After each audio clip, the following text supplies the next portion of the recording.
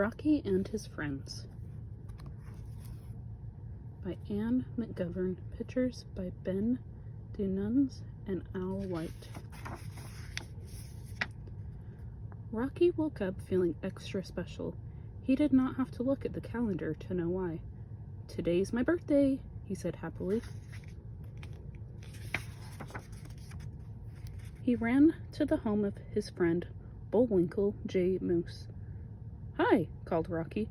"Guess what day this is?" "It's bath day," said Bullwinkle. "Come in and scrub my antlers. I can't reach that high." Rocky came in and scrubbed. Bullwinkle did not say happy birthday. All Bullwinkle said was, "Thanks, Rocky."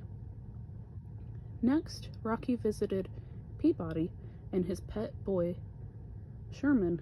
Peabody was teaching Sherman how to jump through a hoop. "Jump, Sherman," Peabody said. "Good boy." "Anyone can teach a dog tricks," Peabody said, "but it's very hard to teach a boy tricks." Rocky walked home slowly. No presents, no cake, no candles, not even one happy birthday wish, he thought. What's the good of a birthday if no one remembers it? Rocky was sitting sadly in front of his fireplace when he heard a knock on his door. Maybe someone remembered after all, he thought hopefully. Bullwinkle, Peabody, and Sherman were all talking at the same time. They said, "What a wonderful day for a..." Rocky's smile spread from ear to ear. He waited for his friends to say, "What a wonderful day for a birthday!" But instead they shouted, "What a wonderful day for a camping trip!" Quickly, Rocky turned away so no one would see the two big tears that were sliding down his face.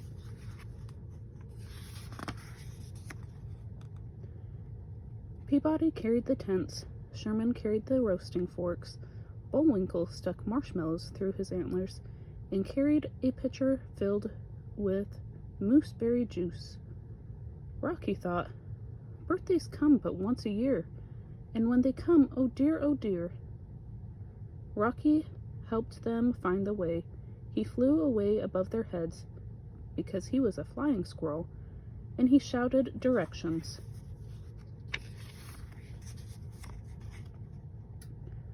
At the camping grounds, they began to build a fire. With his strong antlers, Bullwinkle chopped down branches from the tree. With his bushy tail, Rocky swept up little sticks into a big pile. The others helped too. Soon, a bright fire was blazing. Bullwinkle and Sherman ran down to the stream to catch fish and fireflies. When the sun had set behind the trees, Peabody said, "It's time for bed." "But we didn't roast nuts or marshmallows," Rocky said. "We didn't sing songs or tell stories or drink mooseberry juice."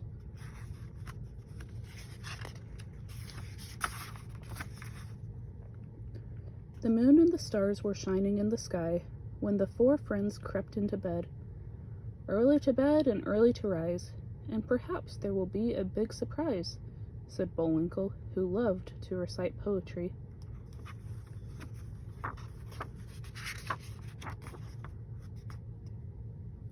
"It's so dark," whispered Sherman, curled up at the foot of Peabody's bed.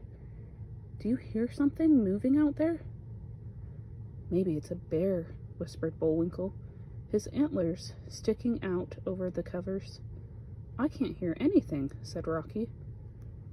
Peabody suddenly sat up straight in his bed, almost knocking Sherman to the floor.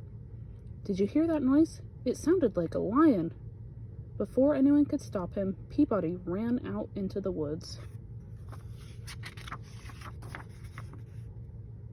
1 minute, 2 minutes, 3 minutes went by. Peabody did not come back.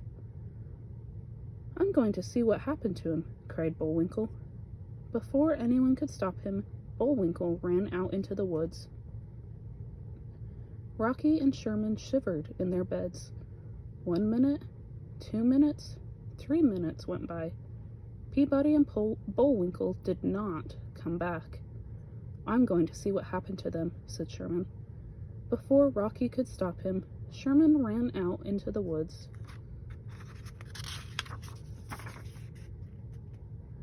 Rocky waited in the dark tent, his little heart beating wildly. 1 minute, 2 minutes, 3 minutes went by. Suddenly, there was a loud boom. Then a burst of light blazed in the sky.